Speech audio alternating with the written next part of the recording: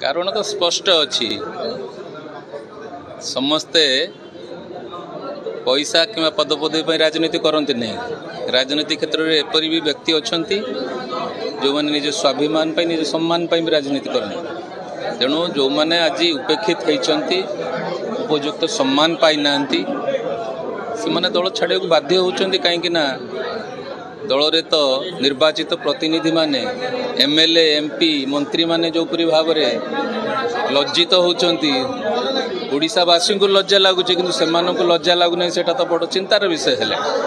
तेणु ओडिशावासी जानी सारे ये निर्वाचित प्रतिनिधि माने ओडिशा पई किछि करि परिबेनी, ओडिशार स्वाभिमान को रक्षा करि परिबेनी, ओडिशार अस्मिता प्रति एंकर कौनसी श्रद्धा नहीं। एमाने केवल क्षमतार रहिया पई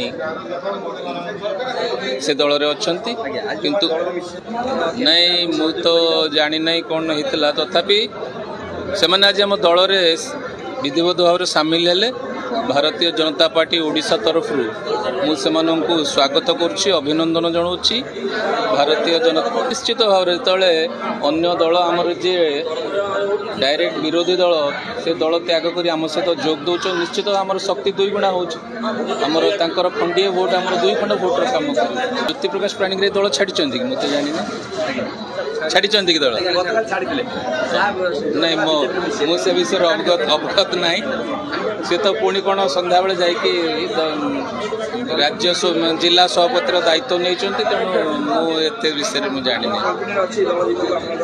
निश्चित देखु एथर 2024 साधारण निर्वाचन कहीं कौन सी आकलन करी परिणाम होगा जाऊँगी कहीं आजिका दिन में प्रश्न किए शासन कर कौ दल इलेक्शन लड़ुची से प्रश्न नहीं।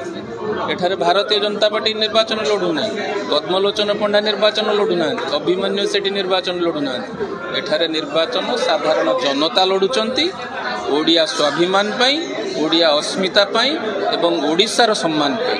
तेणु एठारे राजनीतिर प्रश्न उठुना। आजिका दिन में ओडिशावासी मन स्थिर कर सारी परिवर्तन करेंगे, ओडियार सम्मान पुणी फेर, ओडिशार सम्मान फेर और ओडिया अस्मिता निश्चित भाव में जीवित।